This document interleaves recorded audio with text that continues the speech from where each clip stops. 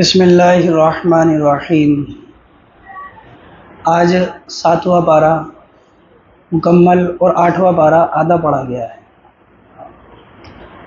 7ویں پارے کی سب سے پہلی آیت وَإِذَا سَمِعُوا مَا أُنزِلَ إِلَى الرَّسُولِ تَرَىٰ أَعْيُنَهُمْ تَفِيضُ مِنَ الدَّمْعِ مِمَّا عَرَفُوا مِنَ الْحَقِّ۔ اس آیت میں اللہ تبارک و تعالی نے نصارہ کا تذکرہ کیا ہے۔ مسلمان جب مکہ کے اندر رہا کرتے تھے تو وہاں پر ان پر ظلم ستم ہو رہا تھا، پریشان کیا جا رہا تھا، راستے میں کانٹے بچھائے جا رہے تھے، طرح طرح کی تکالیف دی جاتی تھی۔ سن 5 نبوی کے اندر اللہ کے نبی علیہ السلام نے مسلمانوں کو حبشہ کی طرف ہجرت کرنے کا حکم دیا۔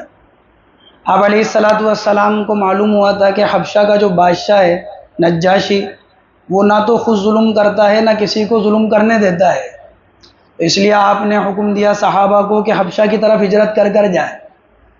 تو پہلی ہجرت جو کی ہے وہ 12 مرد، بعض کتابوں میں 11 مرد اور 4 عورتوں نے، جس کے اندر حضرت عثمان رضی اللہ عنہ جو اللہ کے نبی کے داماد ہیں، اور اسی طرح حضرت رقیہ رضی اللہ عنہ جو آپ علیہ السلام کی بیٹی تھی، یہ دونوں بھی اس ہجرت کے اندر شامل تھے۔ جب یہ ہجرت کر کے جا رہے تھے تو اللہ کے نبی نے فرمایا تھا کہ حضرت لوط علیہ السلام کے بعد یہ پہلا گھرانہ ہے جو اللہ کے لیے ہجرت کر جا رہا ہے۔ ہجرت کر مسلمان وہاں پر پہنچ گئے۔ سن 6 نبوی کے اندر مسلمانوں کی ایک بڑی جماعت نے حبشہ کی طرف ہجرت کری، جس میں تقریباً 82 مرد اور 18 عورتیں تھیں، اور ان سب پر جن کو ذمہ دار بنایا تھا اللہ کے نبی نے، وہ آپ کے چاچا زاد بھائی یعنی حضرت علی رضی اللہ عنہ کے بھائی حضرت جعفر رضی اللہ عنہ تھے۔ جب یہ مسلمان حبشہ کی طرف ہجرت کر چلے گئے اور وہاں چین اور سکون سے رہنے لگے، تو مکہ میں جو لوگ رہا کرتے تھے، جو ان کو مکہ میں ستا رہے تھے، انہیں چین و سکون نہیں آیا کہ آخر یہ لوگ وہاں پر چین سکون سے کیسے رہ رہے ہیں۔ تو مکہ والوں نے ایک جماعت، ایک وفد کو تشکیل کیا، اور وہ وفد حبشہ، شاہ حبشہ کے پاس بھیجا۔ اس وفد کے 2 سردار مقرر کیے، ایک عمر بن عاص اور ایک عبداللہ بن ربیعہ۔ یہ 2 سردار مقرر کیے کہ تم جا کر بات کرو وہاں پر۔ جب یہ حبشہ پہنچے ہیں تو نجاشی بادشاہ کے پاس گئے، اس کے درباریوں کے پاس گئے، مکہ سے بہت سارے تحائف لے کر گئے۔ پہلے درباریوں کو تحفے پیش کیے اور اپنے موافق کیا ان کو، جو ہم کہیں تم ہاں میں ہاں کہتے رہنا۔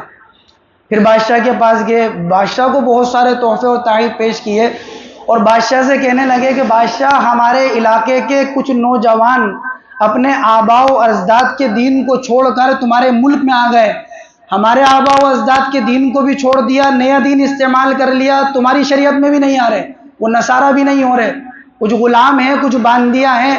ہم یہ چاہتے ہیں کہ ان کے آباء و اجداد نے، ان کے رشتہ داروں نے ہمیں مکہ سے بھیجا ہے تاکہ تم انہیں ہمارے حوالے کر دو، اور مقصد یہ تھا کہ ان کو پھر لے کے جائیں گے، پھر ظلم ستم کریں گے۔ تو نجاشی بادشاہ نے کہا کہ دیکھو، میں تمہارے جب تک حوالے نہیں کر سکتا جب تک کہ میں خود تحقیق نہیں کر لوں۔ تو مسلمانوں کو بلایا، حضرت جعفر رضی اللہ عنہ مسلمانوں کی طرف سے امیر مقرر تھے، آپ آئے۔ حضرت جعفر رضی اللہ عنہ نے سب سے پہلے بادشاہ سے یوں کہا کہ آپ ان لوگوں سے یہ پوچھیں کہ ہم ان کے غلام ہیں جو بھاگ کر آ گئے۔ تو عمر بن عاص نے کہا کہ نہیں، ہمارے غلام نہیں ہیں، کیونکہ ہم کسی کو قتل کر آئے ہیں مکہ کی سرزمین پر جو دیت لینا چاہتے ہیں یہ ہم سے۔ انہوں نے کہا کہ نہیں، یہ قتل بھی کر نہیں ہے۔ فرمایا کہ ہم چوری کر آئے ہیں، یہ ہم سے مال واپس لینا چاہتے ہیں۔ کہا کہ یہ معاملہ بھی نہیں ہے۔ بادشاہ نے کہا کہ یہ لوگ کہہ رہے ہیں کہ تم نے کوئی نیا دین اختیار کر لیا، کوئی نئے دین میں تم داخل ہوگا، آخر کیا بات ہے، مجھے بتاؤ وہ نیا دین کون سا ہے۔ تو حضرت جعفر رضی اللہ عنہ نے شاہ حبشہ کے دربار کے اندر ایک تقریر اور ایک بات رکھی تھی۔ حضرت جعفر رضی اللہ عنہ نے کہا تھا ایھا الملک، اے بادشاہ، کنا قوما اہل الجاہلیہ، ہم جہالت کے زمانے میں زندگی گزار رہے تھے، نعبد الاصنام ونأکل المیت ونقطع الارحام ونصیع الجوار ونأتی الفواحش۔ بادشاہ، ہماری زندگی یہ تھی کہ ہم بتوں کو پوجا کرتے تھے، ہماری زندگی یہ تھی کہ ہم مردار کو کھا جایا کرتے تھے، ہماری زندگی یہ تھی کہ ہم رشتوں اور ناتوں کو توڑا کرتے تھے، ہماری زندگی یہ تھی کہ ہمارے اندر زنا عام تھا، فواحش عام تھا ہمارے اندر، ہماری زندگی یہ تھی یاکل منا القوی الضعیف، ہم میں طاقتور انسان کمزور کو دبا دیا کرتا تھا۔ کمزور پر ظلم و ستم کے پہاڑ توڑ دیا کرتا تھا. بس یہی وقت چل رہا تھا کہ اللہ نے ہم میں سے ہی ایک نبی کو بھیجا جس کی شرافت کو، جس کی کرامت کو، جس کے احترام کو، جس کے نسب کو ہم میں سے ہر ایک خوب جانتا ہے، ہم میں سے ہر ایک واقف ہے. جب وہ نبی ہمارے اندر آئے، انہوں نے کہا کہ ایک اللہ کی عبادت کی جائے گی، ایک اللہ کے سامنے اپنے ماتھے پر اپنے پیشانی کو ٹیکا جائے گا، ایک ہی کو خالق، ایک ہی کو مالک سمجھا جائے گا. کہ جتنوں سے تم نے ہونے کا یقین کر رکھا ہے اور جتنوں کو تم نے اپنا معبود سمجھ رکھا ہے، ان سب کو چھوڑو اور مجھے اللہ کا رسول مانو، اور یتیم اور بیوہ اور مسکینوں کے ساتھ اچھائی کا معاملہ کرو، یتیم کا مال مت کھاؤ. ہمیں اس بات کا حکم کیا کہ فاحش اور زنا اور بدکاری سے توبہ کرو.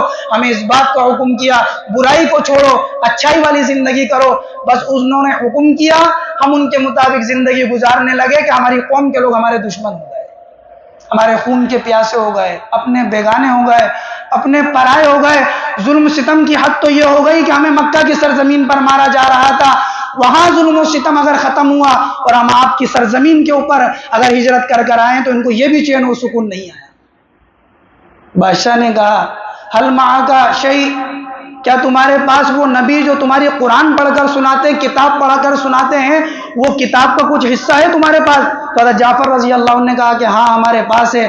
اور پڑھنا شروع کیا، بسم اللہ الرحمن الرحیم، کاف ہا یا عین صاد، ذکر رحمت ربک عبدہ زکریا اذ نادى ربہ نداء خفیا قال رب انی وہن العظم منی واشتعل الرأس شیبا ولم اکن بدعائک ربی شقیا. سورہ مریم کی تلاوت کری. بادشاہ بھی رونے لگا اور درباری بھی رونے لگے. روایتوں میں آتا زاروں قطار رو رہے ہیں. اور بادشاہ نے کہا تھا یہ کلام جو تم سنا رہے ہو اور وہ کلام جو حضرت عیسیٰ علیہ السلام پر نازل ہوا تھا، یہ ایک ہی نور سے نکلا ہوا ہے. اور ان لوگوں سے کہا تم یہاں سے چلے جاؤ، میں تمہارے حوالے نہیں کر سکتا. پھر کیا ہوا کہ مسلمان حبشہ کے اندر رہنے لگے. پھر ایک زمانہ وہ آیا جب مسلمانوں کو ہجرت کا حکم ہوا، مدینے کی طرف ہجرت کر چلے جاؤ. تو یہاں جو حبشہ میں مسلمان رہتے تھے یہ بھی مدینے جانا چاہتے تھے. تو بادشاہ سوچنے لگا کہ تم مدینے جا رہے ہو اور آخری نبی کے پاس جا رہے ہو، جس نبی کی صفات تم نے بتائی ہے مجھے، تو میرا دل چاہتا ہے 70 علماء، جس میں سے تقریباً 62 تو وہاں کے حبشہ کے رہنے والے تھے اور 8 ملک شام کے رہنے والے تھے، کا ایک وفد میں اللہ کے نبی کی خدمت میں بھیجنا چاہتا ہوں. یہ مسلمان بھی گئے اور یہ 70 علماء کا وفد اللہ کے نبی علیہ السلام کی خدمت میں گیا. جب یہ وفد وہاں پہنچا ہے، اللہ کے نبی نے سورہ یاسین کی تلاوت کری، یاسین والقرآن الحکیم انک لمن المرسلین علی صراط مستقیم. جب اللہ کے نبی قرآن پڑھ رہے تھے یہ رو رہے تھے زاروں قطار. اور روایتوں میں یہاں تک آتا ہے یہ 70 کے سارے کے سارے مسلمان ہو گئے تھے. یہ واپس آیا وفد بادشاہ کے پاس اور اس نے بتایا کہ ان کے اخلاق ایسے ہیں، ان کی بات ایسی ہے، ان کا قرآن ایسا، ان کا کلام ایسا ہے. تو بادشاہ نے اپنے بیٹے کو خط لے کر بھیجا تھا کہ جاؤ تم اس نبی کے پاس جاؤ، یہ خط میرا پہنچانا. اب یہ راستے میں چل رہے تھے، سمندر کے اندر وہ کشتی غرق ہو گئی. پھر بادشاہ نے خود اپنا اس بات کا اعلان کیا کہ میں بھی مسلمان ہوتا ہوں. اور یہی وہ حبشہ کے بادشاہ تھے جن کے اللہ کے نبی علیہ السلام نے مدینے سے نماز جنازہ پڑھی تھی. آپ علیہ السلام کے سامنے سے سارے پردے ہٹا دیے گئے تھے اور آپ علیہ السلام کے براہ راست جنازہ سامنے کر دیا گیا. آپ نے یہاں سے نماز پڑھی تھی. اللہ نے انہی لوگوں کا تذکرہ کیا، وَإِذَا سَمِعُوا مَا أُنزِلَ إِلَى الرَّسُولِ تَرَىٰ أَعْيُنَهُمْ تَفِيضُ مِنَ الدَّمْعِ. جب ان کے اوپر ہماری آیتیں تلاوت کی جاتی ہے، وہ ہماری آیتوں کو سنتے ہیں تو ان کی آنکھیں رونے لگتی ہیں، وہ رونے لگتی ہیں. اللہ تعالیٰ نے ایک اس بات کا تذکرہ کیا. دوسرا اللہ تبارک و تعالیٰ نے قسم کا تذکرہ کیا 7ویں پارے میں، لا یؤاخذکم اللہ باللغو فی ایمانکم ولکن یؤاخذکم بما عقدتم الایمان. قسم 3 طرح کی ہوتی ہے. ایک یمین غموس، جس کا مطلب یہ ہوتا ہے کہ کسی گزشتہ زمانے کے اوپر آدمی جھوٹی قسم کھا رہا ہے. کسی نے پوچھا یار تو نے فلاں دن ایسا کیا تھا، وہ کہا اللہ کی قسم میں نے تو ایسا نہیں کیا تھا. اس کو پتا اس نے ایسا کیا ہے، یہ جھوٹی قسم کھا رہا ہے. فرمایا اس گناہ کے اوپر، اس قسم کے اوپر گناہ ہے، اللہ سے توبہ کرے، استغفار کرے. کیوں جھوٹی قسم کھا رہا ہے؟ اور اس کے اوپر کفارہ نہیں ہے، لیکن توبہ استغفار کرنا ضروری ہے. ایک ہوتا ہے یمین لغو، مطلب یہ ہوتا ہے کہ ایک آدمی اپنے گمان کے مطابق کسی بات کو صحیح سمجھ رہا، اس پر قسم کھائی. جیسے اس کو معلوم تھا کہ فلاں آدمی آج آنے والا ہے، کسی نے پوچھا وہ آ گیا کیا، تو اس نے کہا اللہ کی قسم وہ آ گیا. اس کو یہی پتا تھا، اس کا گمان یہی تھا کہ وہ آ گیا، لیکن بعد میں معلوم ہوا وہ نہیں آیا. اس کو یمین لغو کہتے ہیں. اس پر گناہ بھی نہیں ہے اور کفارہ بھی نہیں، کیونکہ یہ گمان یہ کر رہا تھا کہ ایسا ہی ہوا ہوگا. ایک ہوتا ہے یمین منعقدہ، آئندہ کسی بات کے اوپر قسم کھانا، اللہ کی قسم میں ایسا نہیں کروں گا، اللہ کی قسم میں ایسا کروں گا. اب اس نے کہا ایسا کروں گا، اگر نہیں کیا تو کفارہ ہوگا. اور اس نے کہا کہ ایسا نہیں کروں گا، ایسا کروں گا اور نہیں کیا تو کفارہ ہوگا. یہ یمین منعقدہ ہوتی ہے. جیسے کہ ہم لوگ قسم کھا لیتے ہیں کہ میں فلاں سے بات نہیں کروں گا، فلاں نہیں کروں گا، یہ یمین منعقدہ. اس کا کفارہ یہ ہے کہ اگر آدمی کوئی قسم کھا لے اور پھر اس قسم کو توڑ دے تو اس کے اوپر کفارہ ہے. فَكَفَّارَتُ اِطْعَامُ عَشَرَةِ مساکین. کفارہ یہ ہے کہ 10 مسکینوں کو دونوں وقت کا پیٹ بھر کر کھانا کھلائے، صبح بھی 10 کو اور شام کو بھی 10 کو. اگر اس کی استطاعت نہیں رکھتا تو کہا کہ 10 کو کپڑا پہنائے، ایک قمیض اور ایک تہبند ان کو دے 10 مسکینوں کو. اور فرمایا کہ اگر اس کی بھی استطاعت نہیں رکھتا، نہ کھانا کھلا سکتا اور نہ وہ ان کو کپڑا دے سکتا، تو پھر یوں فرمایا فَمَن لَمْ يَجِدْ فَصِيَامُ ثَلَاثَةِ أَيَّامٍ. پھر 3 دن کے روزے رکھے، اور یہ 3 دن کے روزے لگاتار رکھنا پڑیں گے. یہ قسم کا کفارہ ہے. اگر کوئی کھانے کے بدلے کے اندر کہ کھانا نہیں کھلا سکا تو اس کے بدلے میں وہ فدیہ بھی دے سکتا ہے. کفارہ قسم کا فدیہ کا مطلب یہ ہے کہ ہر دن کے بدلے کے اندر جیسے 10 مسکینوں کو صبح کھانا کھلائے گا، 10 کو شام کو کھانا کھلائے گا، تو ان کے بدلے میں 10 صدقہ فطر کی مقدار ادا کر دے، 10 فدیہ ادا کر دے. یعنی ایک صدقہ فطر کی مقدار اپن یہ سمجھے تقریباً 50 روپے، تو 10 کی قیمت ادا کر دے. جتنا 10 مسکینوں کو کھانا کھلائے گا، 10 صدقہ فطر کی مقدار یعنی 10 فدیہ ادا کر دے. اسی طرح ایک قسم ہوتی ہے جو ہمارے عرف کے اندر رائج ہے. جیسے آدمی کہتا ہے جان کی قسم، میری جان کی قسم، میری ماں کی قسم، تیرے باپ کی قسم، سر کی قسم، میرے بچوں کی قسم، میری اولاد کی قسم، کھا رکھ اس کے سر کے اوپر، کھا قسم، چھڑ جا مسجد کے اندر. یہ سب قسمیں کوئی شریعت کے اندر نہیں ہے، بلکہ جان کی، ماں کی، باپ کی، اولاد کی قسم کھانا یہ گناہ ہے. صرف قسم کس کی؟ اللہ کی. یا اگر کسی نے قرآن کی قسم کھا لی تو وہ قسم منعقد ہو جائے گی. اللہ تعالیٰ نے دوسری بات اس کا تذکرہ کیا. تیسرا اللہ تبارک و تعالیٰ نے حضرت ابراہیم علیہ السلام کے واقعے کا تذکرہ کیا. وَإِذْ قَالَ إِبْرَاهِيمُ لِأَبِيهِ آزَرَ أَتَتَّخِذُ أَصْنَامًا آلِهَةً. حضرت ابراہیم علیہ السلام نے اپنے والد سے کہا کہ ابا جان آپ یہ بتوں کی عبادت کیوں کرتے ہیں، یہ بت کیوں بناتے ہیں؟ آپ دیکھیں کہ بیٹا موحد ہے، باپ مشرک ہے. بیٹا اللہ کی طرف بلاتا ہے، باپ غیر اللہ کی طرف بلاتا ہے.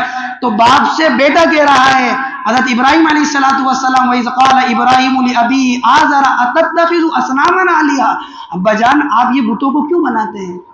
اور ایک جگہ فرمایا وَاذْكُرْ فِي الْكِتَابِ إِبْرَاهِيمَ إِنَّهُ كَانَ صِدِّيقًا نَبِيًّا إِذْ قَالَ لِأَبِيهِ يَا أَبَتِ لِمَ تَعْبُدُ مَا لَا يَسْمَعُ وَلَا يُبْصِرُ وَلَا يُغْنِي عَنْكَ شَيْئًا. میرے ابا جان مجھے یہ بتائیں آپ اس چیز کی کیوں عبادت کرتے ہیں جو سنتا نہیں ہے، دیکھتا نہیں، آپ کو نفع نہیں پہنچا سکتا. حضرت ابراہیم علیہ السلام نے اپنے والد کو اور اپنی قوم کو سمجھانے کے لیے، داعی جب دعوت دیتا ہے تو اس کی دعوت گھرانے سے ہے. اس لیے حضور اکرم صلی اللہ علیہ وسلم نے سب سے پہلے رشتہ داروں کو جمع کیا، ان کو دعوت دی، پھر اپنے قوم کے لوگوں کو، پھر ملکوں کے اندر دعوت دی. حضرت ابراہیم علیہ السلام نے اپنے والد کو، اپنی قوم کو، حتیٰ کہ بادشاہ وقت تک کو دعوت دی. حضرت ابراہیم علیہ السلام کی قوم میں بہت سے لوگ ایسے تھے جو سورج کو پوجا کرتے تھے، بہت سے ایسے تھے جو ستاروں کو پوجا کرتے تھے، اور بہت سے ایسے تھے چاند کو پوجا کرتے تھے. تو حضرت ابراہیم علیہ السلام نے ان کو سمجھانے کے لیے ایک دن کہا فَلَمَّا جَنَّ عَلَيْهِ اللَّيْلُ رَأَىٰ كَوْكَبًا قَالَ هَٰذَا رَبِّي. ستارے کو دیکھا، اپنی قوم سے کہا یہ ہے میرا رب، حمزہ استفہامیہ یعنی یہ ہے میرا رب. جب وہ ستارہ چلا گیا فَلَمَّا أَفَلَ قَالَ لَا أُحِبُّ الْآفِلِينَ. اپنی قوم سے کہا دیکھو جو غائب ہو جاتا ہے، جس میں دوام نہیں ہے، ایک جگہ پر ٹھہرنا ہی نہیں ہے، آتا ہے چلا جاتا ہے، یہ رب کیسے ہو سکتا ہے؟ پھر دوسرے دن دیکھا چاند نکلا تو حضرت ابراہیم علیہ السلام نے کہا فَلَمَّا رَأَى الْقَمَرَ بَازِغًا قَالَ هَٰذَا رَبِّي. چاند کو دیکھنے کے بعد کہا یہ ہے میرا رب. پھر یوں کہا فَلَمَّا أَفَلَ قَالَ لَئِن لَّمْ يَهْدِنِي رَبِّي لَأَكُونَنَّ مِنَ الْقَوْمِ الظَّالِمِينَ. کہ جو چلا جاتا ہے وہ میرا رب کیسے ہو سکتا ہے؟ کیونکہ چاند بھی آیا چلا گیا. پھر ایک دن سورج دیکھا دن کے اندر، پھر اپنی قوم کو سمجھانے کے لیے کہا فَلَمَّا رَأَى الشَّمْسَ بَازِغَةً قَالَ هَٰذَا رَبِّي هَٰذَا أَكْبَرُ. یہ ہے یہ سورج جو چمک رہا ہے، یہ ہے میرا رب. دیکھا کہ سورج بھی چلا گیا تو اپنی قوم سے کہا انی وجہت وجہی للذی فطر السماوات والارض حنیفا وما انا من المشرکین. میں تو اس اللہ کی طرف اپنا رخ کرتا ہوں جس نے زمین اور آسمان کو پیدا کیا، اور میں اللہ کے ساتھ شرک کرنے والا نہیں ہوں. یہ سب میرے رب نہیں ہو سکتے جو آتے ہیں چلے جاتے ہیں۔ میرا رب تو وہ ہے، ربی الذی یحیی و یمیت، جو زندگی دیتا ہے، جو موت دیتا ہے۔ وہ یطعمنی و یسقین، میرا رب تو وہ ہے جو کھلاتا ہے پلاتا ہے۔ وَإِذَا مَرِضْتُ فَهُوَ یشفین، میرا اللہ وہ ہے میں بیمار ہو جاتا ہوں تو شفا دیتا ہے۔ یہ سب میرے رب نہیں ہو سکتے۔ تیسری بات، چوتھی بات اللہ تبارک و تعالیٰ 7ویں پارے کے آخر میں اور 8ویں پارے میں جو ذکر کری ہے وہ مکہ کے لوگوں کا مطالبہ ذکر کیا ہے۔ مکہ والے ایک مرتبہ اللہ کے نبی کے پاس آئے اور یوں کہا ہم آپ کو نبی مان لیں گے، لیکن ہماری شرط یہ ہے کہ یہ جو صفا پہاڑی ہے آپ اللہ سے دعا کر کر اس کو سونے کا بنوا دو۔ آپ علیہ الصلوۃ والسلام نے کہا اگر میں اللہ سے دعا کر کر اس کو سونے کا بنوا دوں تو نبی مان لو گے؟ انہوں نے کہا اللہ کی قسم ہم آپ کو نبی مان لیں گے۔ وَأَقْسَمُوا بِاللَّهِ جَهْدَ أَيْمَانِهِمْ لَئِن جَاءَتْهُمْ آيَةٌ لَيُؤْمِنُنَّ بِهَا، قسم کھا رہے ہیں کہ اللہ کی قسم ہم نبی مان لیں گے۔ اللہ کے نبی کھڑے ہو گئے، اپنے ہاتھوں کو اٹھایا، حضرت جبریل آئے۔ حضرت جبریل نے آ کر کہا اللہ کے نبی آپ کیا کر رہے ہیں؟ ان کے لیے دعا کر رہے ہیں سونے کا پہاڑ۔ اللہ کے نبی یہ خاص معجزہ مانگ رہے ہیں آپ سے کہ سونے کا پہاڑ بنوا دو۔ پہلی امتوں میں ایسا ہوا ہے جنہوں نے خاص معجزہ اللہ سے مانگا اور پھر بات کو نہیں مانا، اللہ نے ان کو ہلاک کر دیا۔ اگر انہوں نے بات کو نہیں مانا اللہ ان کو بھی ہلاک کر دیں گے۔ آپ دعا نہیں کریں ان کے لیے، اللہ کے نبی نے دعا کو ترک کر دیا۔ اسی کے لیے اللہ تبارک و تعالیٰ نے 8ویں پارے میں کہا وَلَوْ أَنَّنَا نَزَّلْنَا إِلَيْهِمُ الْمَلَائِكَةَ وَكَلَّمَهُمُ الْمَوْتَى وَحَشَرْنَا عَلَيْهِمْ كُلَّ شَيْءٍ قُبُلًا مَا كَانُوا لِيُؤْمِنُوا۔ اے نبی جی سونے کا پہاڑ کیا، اگر فرشتے بھی آسمان سے اتر آئیں اور مردے بھی زندہ ہو جائیں، ساری مخلوق زندہ ہو کر بھی ان سے کہ جب بھی یہ ایمان نہیں لے کر آئیں گے، کیونکہ ان کے دل تو سخت ہو چکے ہیں۔ ان چیزوں کا اللہ تبارک و تعالیٰ نے ان بارے میں تذکرہ کیا۔ جو کچھ کہا کہ اللہ تعالیٰ ہم سب کو عمل کی توفیق نصیب فرمائے۔ سبحان اللہ۔